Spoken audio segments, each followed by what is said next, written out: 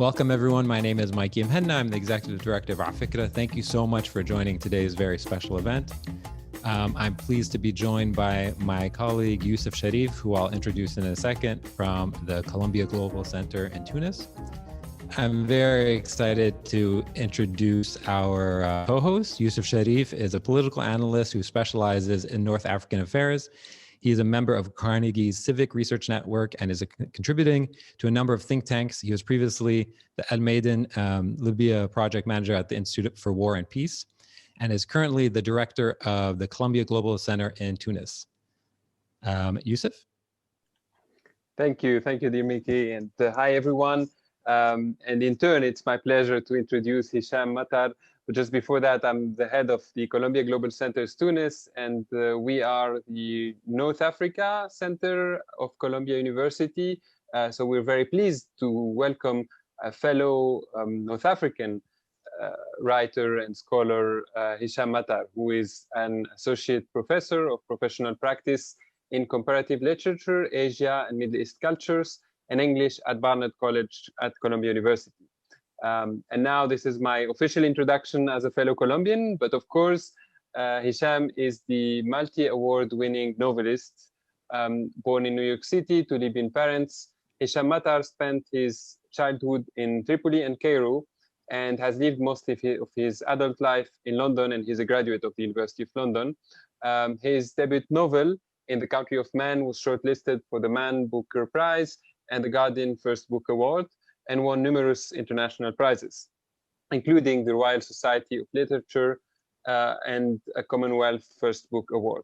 His second novel, Anatomy of a Disappearance, was published in 2011, and his prize-winning memoir, The Return, was published in 2016 and was the recipient of multiple very important prizes. And I think it's unique in these prizes that it has altogether. So the Pulitzer Prize of 2017, the PEN John Stein Award, the Prix du Livre Étranger, Inter and Le Journal du Dimanche, and the Folio Prize, etc. So The Return was one of the New York Times top books of the year of 2017. And of course, Matar's work has been translated into more or less 30 languages. He is a fellow of the Royal Society of Literature. Now, I think you are all here to listen to the conversation. So, Mickey, I leave it to you for the first question, and welcome again, Hisham. It's our great pleasure to welcome you to this Zoom event. Thank you so much. Hisham, I'd like to start a little biographically. Every single interview I've heard of yours or piece I've heard of you, you talk about your love as a child of music and art. And so I'd love it if you talk to me a little bit about some of the stuff that you were listening to as a child and how that love of music and art sort of led you to maybe a love of literature. I just want to say thanks to you, Mikey, and to Youssef, and how much I very much wanted to visit the Columbia Center in Tunis and to return to that city, which I adore and have many friends at. And to just say how touched I am to see so many of you, particularly at this time when we are all zoomed out. And so I'm particularly touched, really. Thank you for attending, and I hope you won't regret it. Music. Well, Mikey, music is such a big part of my life. You know, when I was a child, I played music since about the age of 6, and I had a very delightful music teacher, and he was so wonderful and had very high hopes for his very talentless student. And so he would take me in his car. He had an old Citroen, you know, the ones that used to rise up when you warm them. And so I told all the kids on the street that actually this car flies once it catches speed. And so he would take me to downtown Tripoli, which then at least didn't have a lot of, people weren't in the habit of blowing their horns, you know. But nonetheless, we will sit at a cafe and we will wait for one of the cars or buses to blow their horns, and he would say to me, "What key is that in?" what is that note? And I always got it wrong, but it was wonderful to have his ambition for me, to be able to hear music or sound in that way. And really, the love of music continued from there on. And even though I gave up the piano at the age of 11 and took a guitar and wanted to be Bob Dylan, or wanted to be, I'm so happy to see you putting this picture of Ahmed Fakroun. Ahmed Fakroun is so important to my generation. I remember him playing way, but in a serious sense, I really wanted to be a conductor. I thought that would be the best job in the world. Part of me still thinks that, but I'm not, I don't have the talent for it. And so there were these three things. There was music, there was the love of poetry, and there was the love of buildings. I was very interested in buildings, and I could draw a little. And so I went and became an architect. And as it turned out, it was a very good education for a writer, because it involves you, architecture, into looking into also the history of ideas, the history of architecture, the history of art, it's really the history of ideas. As you were a child, though, and sort of consuming these different media, music and art and architecture, and having a fascination, were you also drawn towards literature? Did you find yourself writing as a child or reading? Yes, yeah, I did. I wrote sort of these kind of silly one-act plays to entertain my family, or write little poems or something. But I thought of writing as sort of breathing or eating. So the idea of being a writer to me seemed, it's like choosing to breathe, or to, it didn't, I also didn't have any examples. And I think that fits more broadly with the experience of our generation. We there wasn't, at least when I was growing up, there wasn't we didn't have examples of writers who made a living by writing. And unless they were journalists, you had examples of those. But that was polemical. It wasn't, there was very, I had an uncle who was a poet, but he had sort of a quote unquote a proper job, Mm-hmm. So even though his poetry was part of the school curriculum when I was growing up, there was no expectation, or no possibility for him to live as a poet. And this was the example around us. And then I remember, of course, when Naguib Mahfouz won the Nobel Prize, we had all hoped that would be the turn that the boom generation had in Latin America, where they really, when you speak to Latin American writers of my generation, one of the things that they always credit to that previous generation is they made writing respectable. Mm-hmm. They made it something that was taken seriously. But of course, we couldn't rely on one, just on Naguib Mahfouz to do that. There was a lot to put on that sweet man's shoulders. Yeah. So it was just didn't seem like an option to me. And it also, I think that's sort of the structural reason why. But then I think there was another reason that was just very personal. It was to do with my temperament, that I felt I recognized at a very early age that I had maybe what I would now call the soul of a writer, but it was like a secret, or you just kept it to yourself because you yourself are bewildered by it, which is why I find very young people who know that they're writers bewildering to me, because it just seems like such a tricky thing. Yeah. It's interesting that you say secret, because if as I was reading about your childhood and sort of adolescence, there's this quote where you say that when you went to high school in London, you say that you were to pretend that your mother was Egyptian and that your father was American, and to conceal your identity. And even going so far as to giving yourself a name, Bob, and creating this, completely concealing this idea of your true sort of family history out of safety. Was this idea of hiding yourself and almost maybe losing yourself a big part of your childhood, what you were thinking of?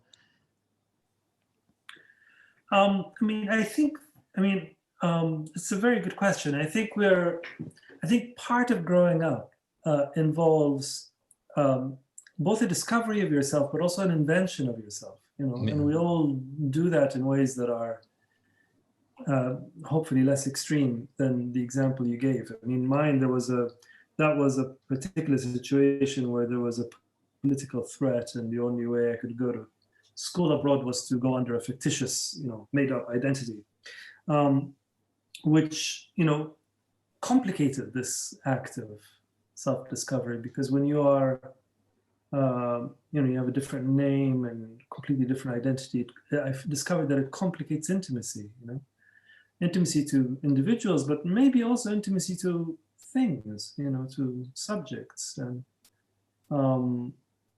And so it made it difficult. Those 2 years made it difficult for me to get close to anything, as though on some level I was containing myself, And I think part of finding yourself, although I don't like that phrase so much, but finding yourself, part of what's involved in it is almost the opposite of containment, it seems to me.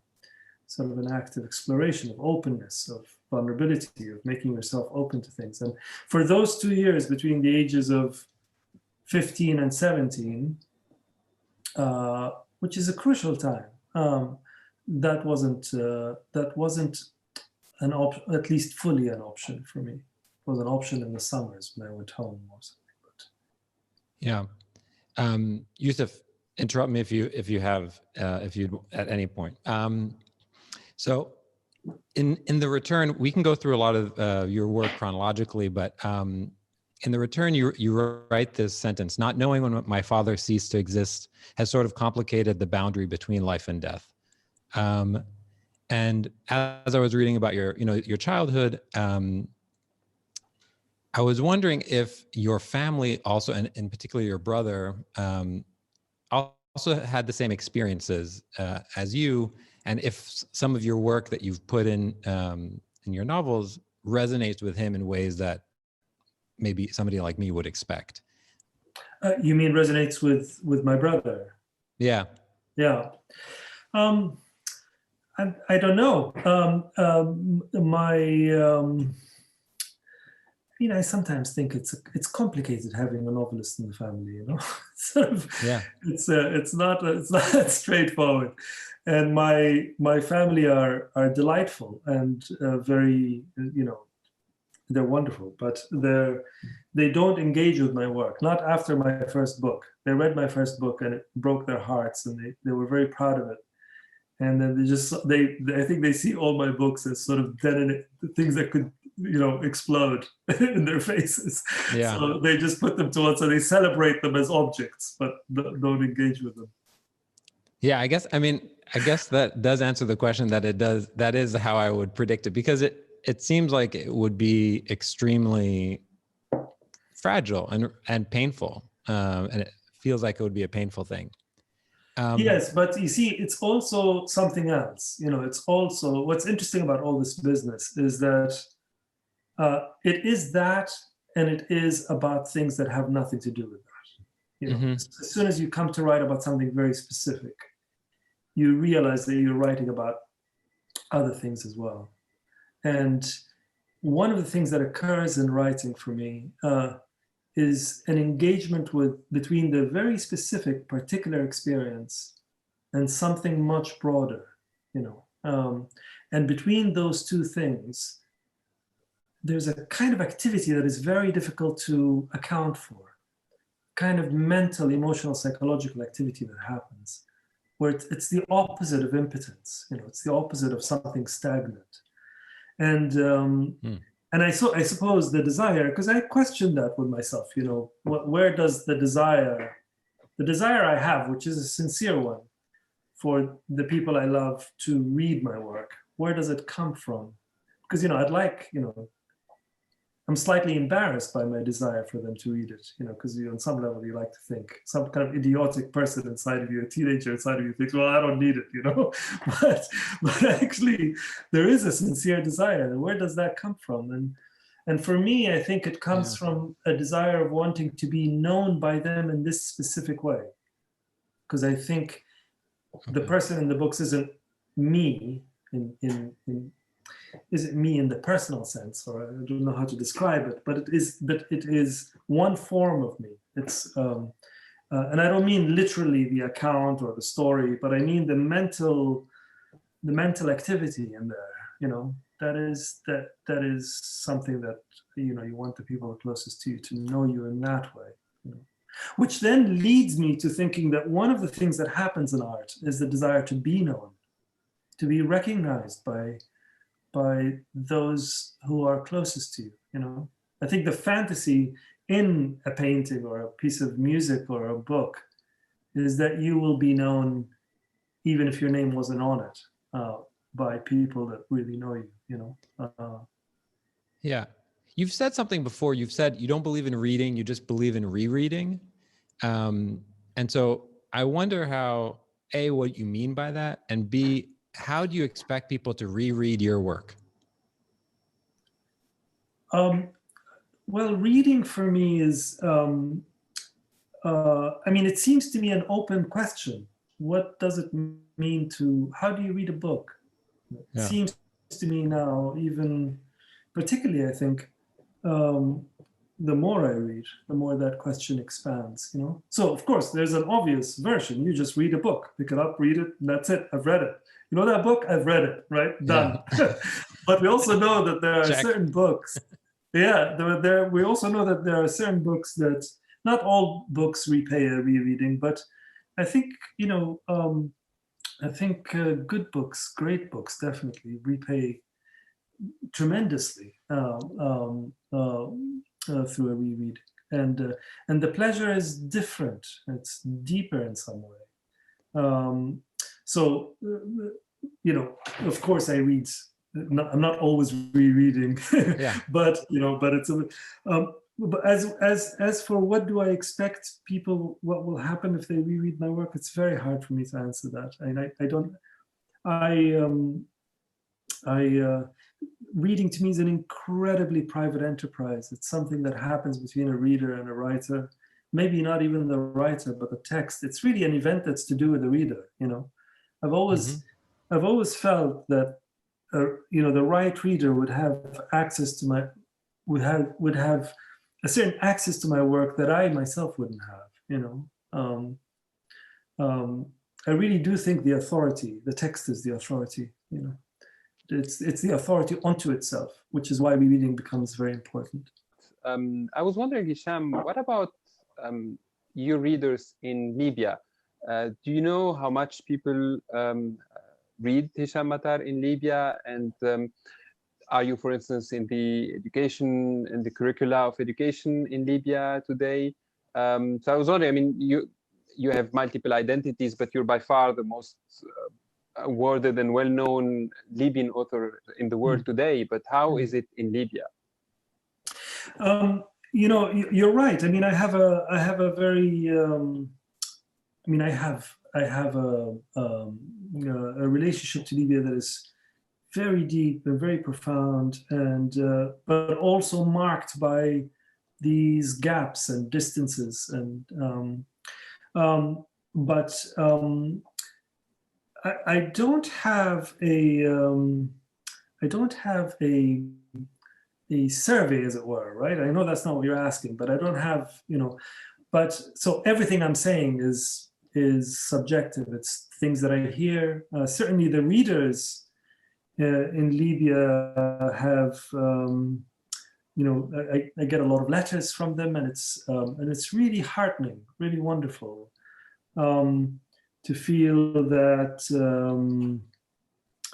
that they found something in these books that they've recognized, that perhaps they felt that, that's that quiet dignity that we feel as readers when we encounter ourselves in a book.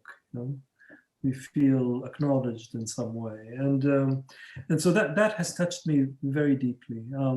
Some teachers teach it, but I'm not aware of any kind of curricula, kind of much more kind of structural curricula involvement. Yeah.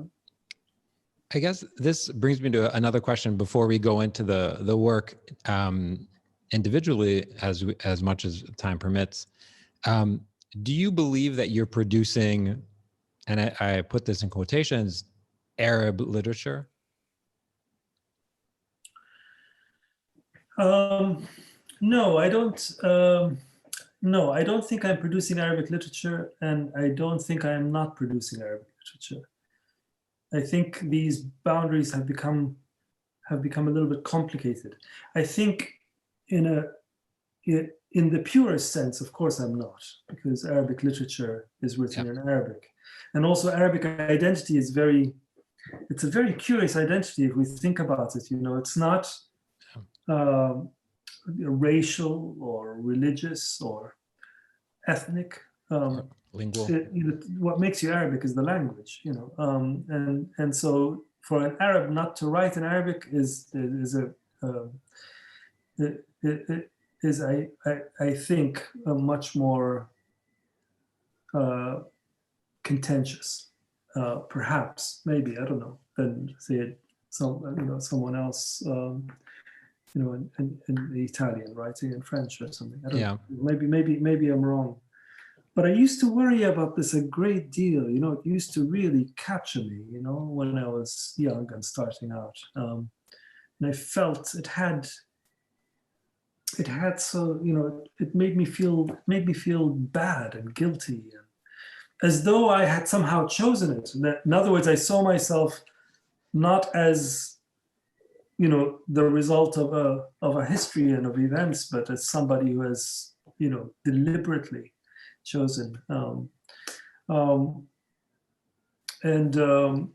when I had a wonderful encounter with Naguib Mahfouz, and he was so wonderful to me, and we talked at length, and I mentioned this to him. I told him, how do you see people like me? You know, I hadn't published anything. You know, I said, people, you know, Arab writers now writing in all sorts of languages. How do you see it?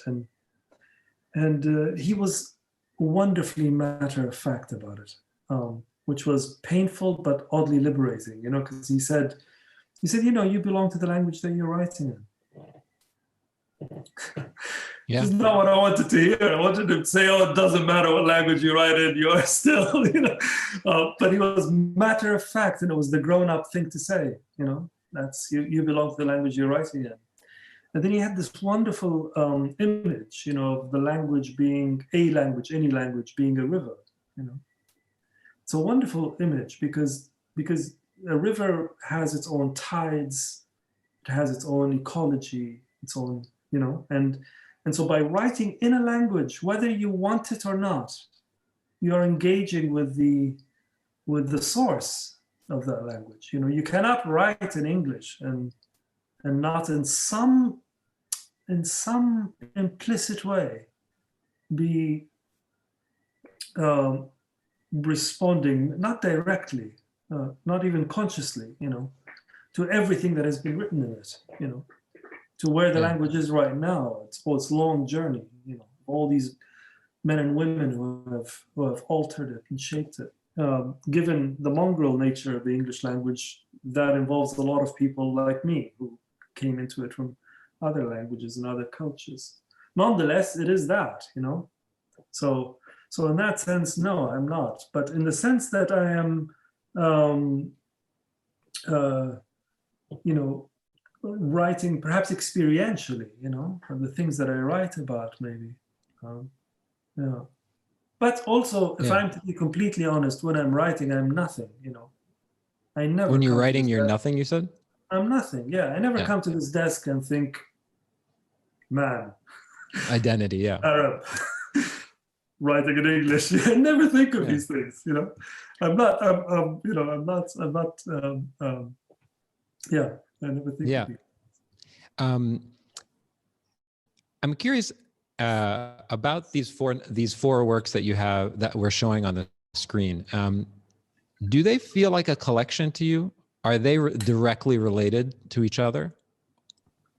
I mean, in the way that siblings are, you know, but they're not certainly part of, No, I mean, with every book, I feel I am, when I get to the end, I feel I've finished something and starting something new. But that's from my perspective.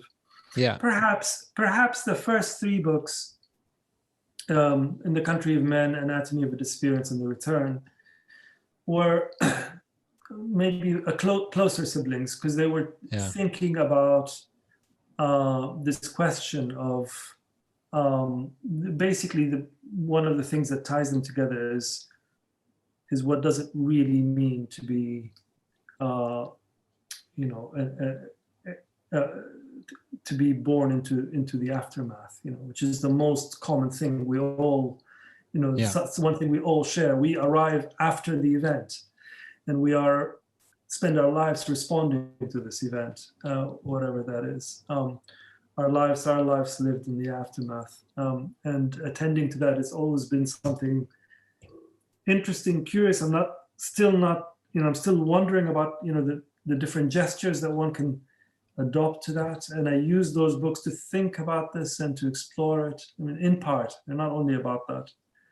Whereas A Month in Siena is really turning and looking at the possibility of moving forward with, from the present. And I can see the things that the book I'm writing now and the things I'm thinking about are connected, but maybe in a different space. I don't know, but maybe maybe those first three belong to a chapter.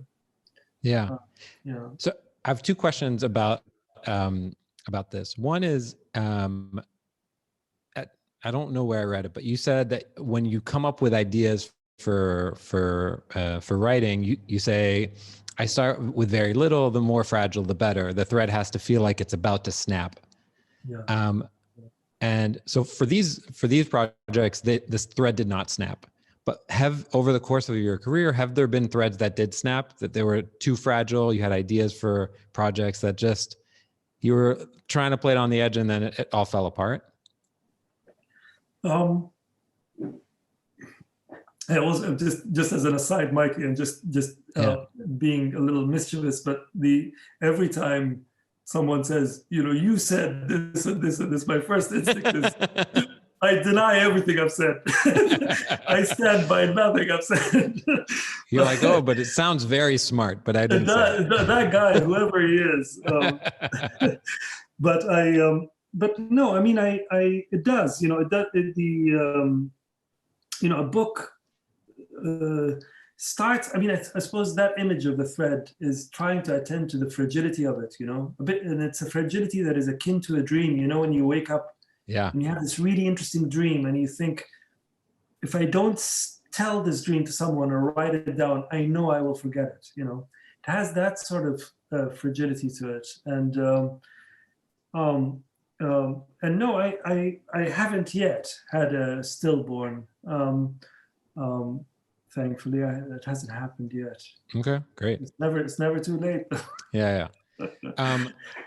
The last thing I want to ask about these books, because there's going to be lots of questions from the audience, is I was interested in your choice of form.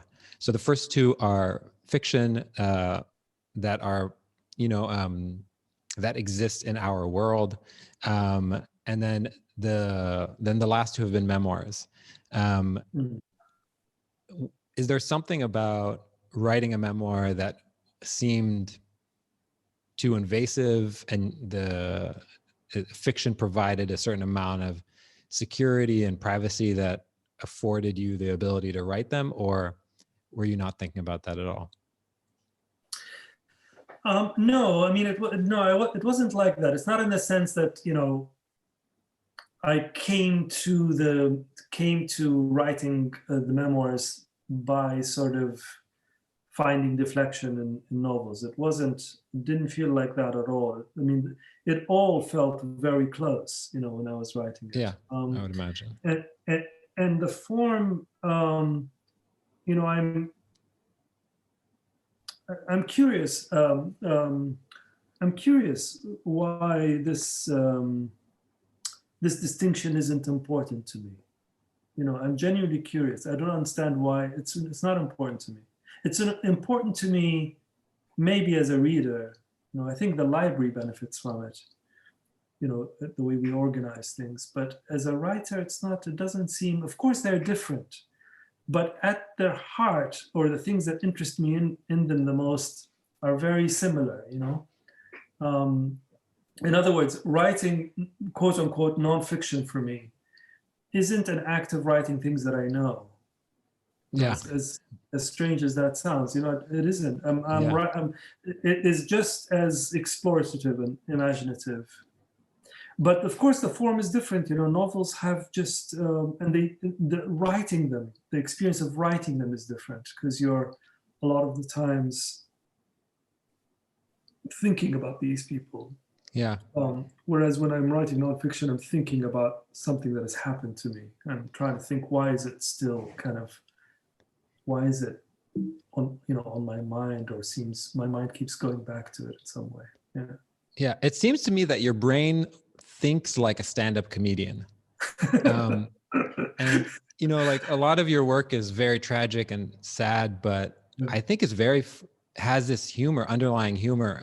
And stand-up comedians tend to think in those terms. Dave Chappelle very famously said, I'm not telling like it is, I'm telling it like it feels.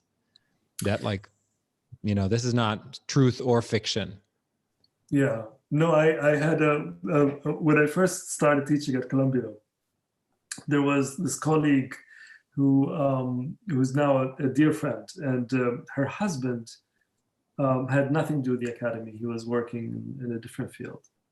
And she said to me, my husband really loves your work. He's bought copies of your first book, In the Country of Men, and gave it to all these people, and he would really like to meet you. I said, sure, yes. We met, we had a coffee, and for the first 20 minutes, he had this question mark gaze, like when somebody's looking at you sideways, can't quite figure it. And then after about 20 minutes, he said, no. This isn't what I was expecting. You laugh all the time, and and I thought this is going to be, you expected this tragic figure that was going to turn up. And it reminded me of how there was this writer, I'm not going to say who he is, but a writer that made me laugh a lot on the page. And when I finally met him, I found he was the most he had such a dense presence. Mm-hmm. It's just so humorless, his presence. So I thought maybe there's something in that. Something there, yeah. So I want to ask you about this beautiful book. I was so tickled by this book. I'm curious about the impetus to write it, why it's in Italian, and yeah, let's start there. Why? No, it's not in Italian. I wrote it. It's not in Italian? No, I wrote it in English. No, I wish my Italian were that good. No. I was about to say, so everywhere I found it online, it's in Italian. But so let's start with the first question. I think you're spending a lot of time looking at Italian websites. Yeah, that must be true. But yeah, so tell me why you were interested in writing this book. Well, the book really, A Month in Siena, happened to me. It wasn't. It's a book. I have. Oh no, I'm not talking about A Month in Siena. Oh, I'm sorry. What are we? I'm talking about the children's book. Oh yes, no, that I did write in Italian. Yes. Yeah, sorry. no, that.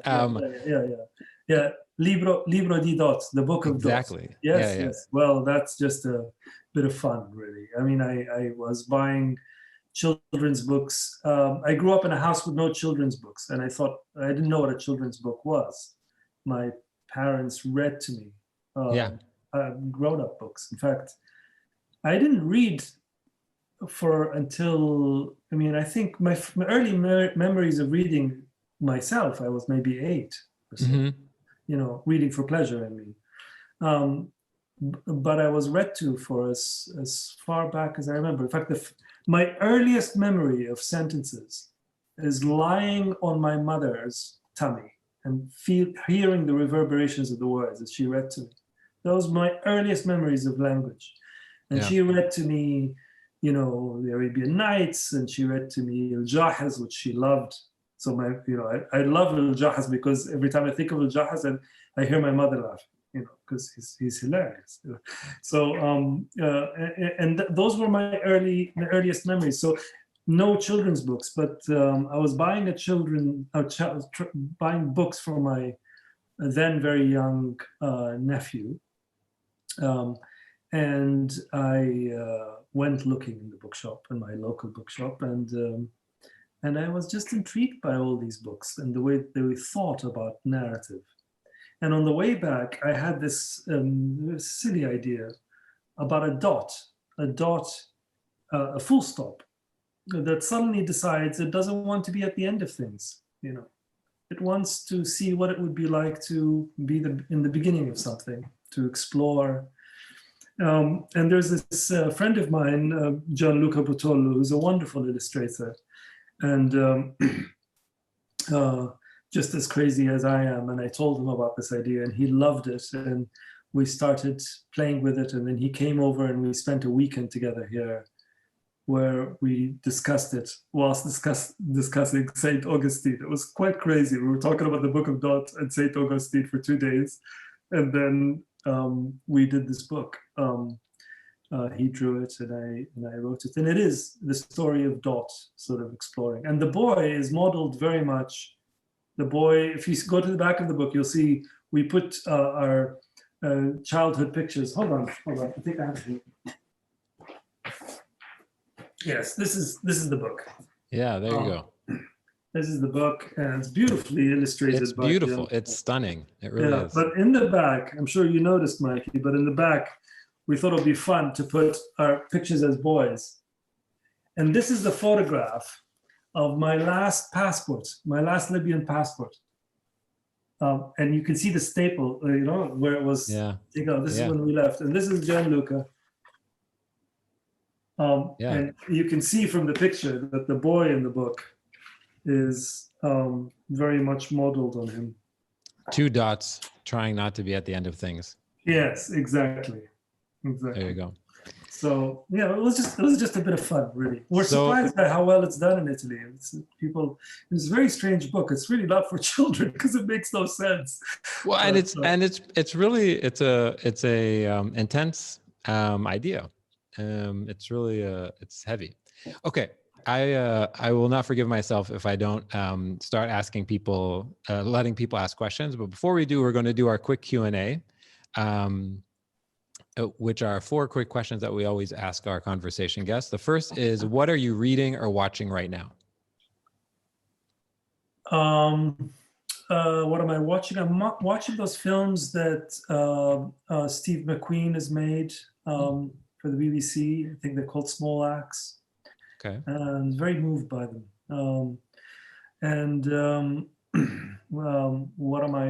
What's the other question? What am I reading? Yeah. I'm actually I'm reading a bunch of things because I'm writing something about Titian, the painter. So I'm reading quite a bit about him. But I'm also reading Naguib Mahfouz's Dreams, because Diana, my wife, and I are doing a book of where I'm selecting about 100 of his dreams. Naguib Mahfouz kept a dream diary, and he published 2 books, one before he died and one after he died, of his dreams. It's called أحلام الفترة الأخيرة. And they're very curious, these dreams. They're very affecting because, in them there's this lover B that keeps coming up in the dream, somebody that he was in love with, and they never obviously were never married, because he was married and she was married, and also Egypt and the history of Egypt. He keeps in his dreams meeting Saad Zaghloul, and all this stuff keeps happening. So they're very affecting, and we thought it would be a lovely idea to do a book of these dreams with photographs. Diana's a photographer, and she took these photographs in Cairo that are very dreamlike, and took them at the time when she and I got to know Naguib Mahfouz, and when he was actually having these dreams. So these 3 things somehow Wow. seem to meet. And so I'm reading those and translating them, which I'm enjoying. Yeah. Okay, great. Mm. Who would you love to shadow for a day, past or present? Oh boy. I mean, a lot of the people I admire to read or listen to or watch, I don't particularly have an interest in meeting. And not because I don't think I would like it, but Yeah. I feel my relationship is with their work. But there are some people I would like to meet. Okay. I would like to meet past. I think I would really enjoy having an afternoon with Fellini. I'd love to go for lunch with Fellini. Yeah. That would be just a lot of fun. And Yeah. present, gosh, so many people, but there's this wonderful musician. I'm very, very impressed by her, called Patricia Kapuscinska, and she is Austro-Moldovan, a violinist. Kopachinska, Kopachinskaja,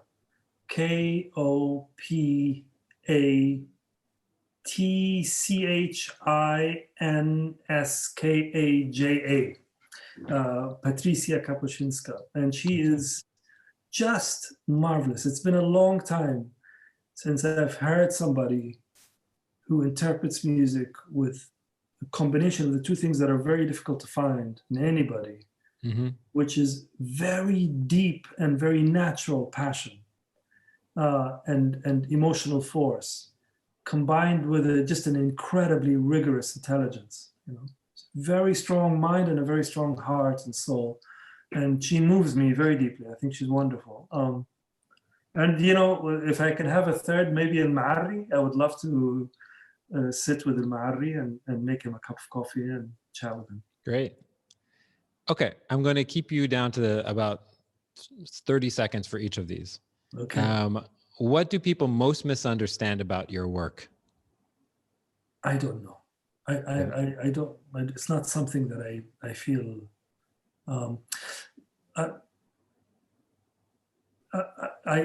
The last thing I want to do is police how people read my work. So Okay. And people have been very kind to it. So yeah, I'm not. Okay.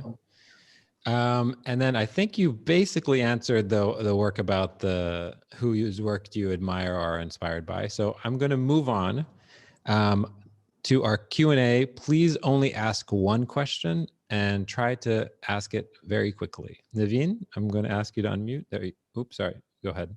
So my question is about possibly any influence that James Scott's Domination and Art of Resistance hidden transcripts had on your work, especially In the Country of Man, and whether Suleiman's resistance and transgressive behavior was sort of that kind of hidden transcript, or disbelief in higher authority, be it the regime or God, and the idea of fatalism, and how does individualism versus the collective influence also be the theme in the Country of Man? Thank you.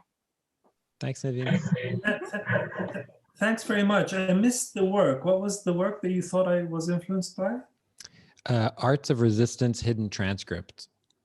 I don't James know Scott's. Yeah, I don't know it.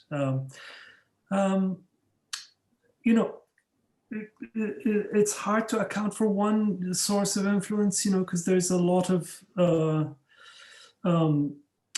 things, a lot of works. I suppose I was interested in The Country of Men. One of the things that interested me most is limits. How do you, once you create a limitation in a narrative, how deep can you go within that? So I had the limitation of, although he's a young man recounting a summer when he was 9 years old, there's a lot of things that a 9-year-old wouldn't know. And I was interested in to what can you reveal with a protagonist that seems to know less than you, and that sense of that wonderful situation when you're reading and you feel that you know much more than the person who's telling the story, or can understand more. But endless, a lot of different works. I mean, when I'm thinking back on the things that I was reading then, the things that I was thinking about. Great. Yusra? Sorry for that. I'm working on my thesis, and it's on your works So I want to ask a lot of questions, but I'm not going to. So you said that you love buildings and drawing. So, and you're an architect. So I'm wondering if space has a meaning in your works, and if your profile or background as an architect influenced the way you write. Well, Yusra, thank you for your question. I'm sure it has. I just don't know in what ways, but I'm sure it has. I think architecture at its most essential is asking the same question that literature asks, which is how to live. Architecture is not the architecture I was interested in, or the reasons I was interested in it, is not because of bricks and mortar, but because of its kind of ardent and at sometimes, ridiculously idealistic attempt to try to reinvent how we inhabit space and how we deal with one another. And I also was very interested in the earliest thing that got me hooked on buildings, is how they have this way, once you walk into a building, that it really does, not as far as change your character, but it does change something about you. It's amazing. Like if I think of Ibn Tulun, one of my favorite buildings ever in Cairo, even if I just close my eyes and think of Ibn Tulun, I think of a state of mind. I don't just think of how it looks like, but it really is a state of mind. And I think books are that too, or at least one of the things I go to books, and I think one of the reasons we all actually go to books is to be enveloped by an atmosphere. Yeah. Beautiful. Thank you. Thanks so much. Madonna? Yeah, I was fascinated by what you said about reading and rereading. So I was wondering if you could tell us what are some of the more recent books that you have reread, other than Najib Mahfouz. Yes. I think the most recent thing that I have reread is the Quartets by T.S. Eliot, which I haven't read maybe in 7 years. I do a lot of rereading as part of my teaching, and I teach authors that I feel very, on some level, are sort of inexhaustible. And one of those is Joseph Conrad. I find rereading him very interesting.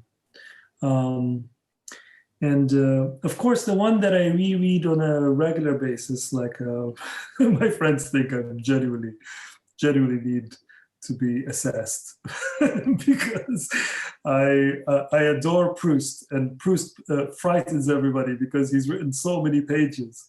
So everybody thinks that you must be slightly unwell to not only read Proust, but keep rereading it.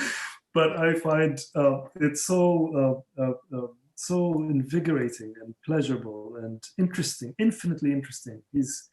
He's got delicate, refined philosophies in each sentence, almost.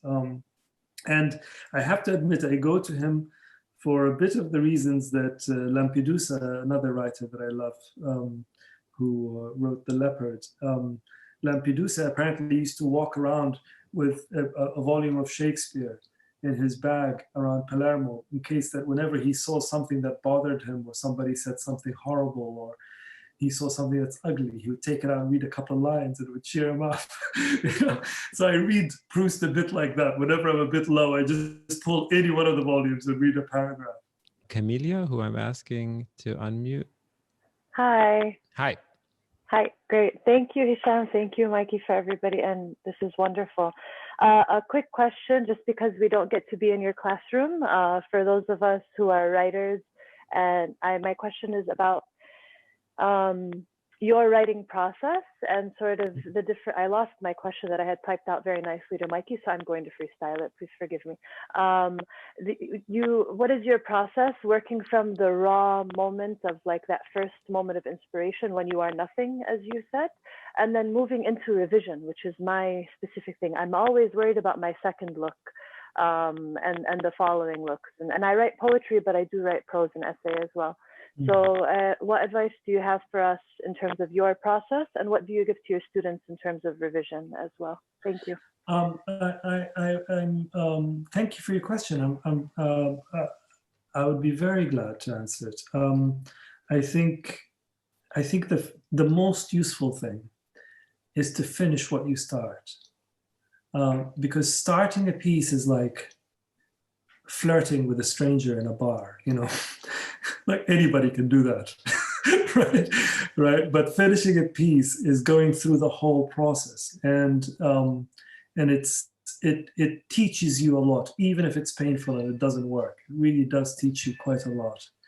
And the other thing is really, it seems ridiculously obvious. I hope not so obvious that it seems like I'm getting out of the question. It's not my intention, but to really write in a regular way, you know, depending on what your schedule is, whether you could do it every day or whether you could do it every other day, it doesn't matter, but some kind of pace.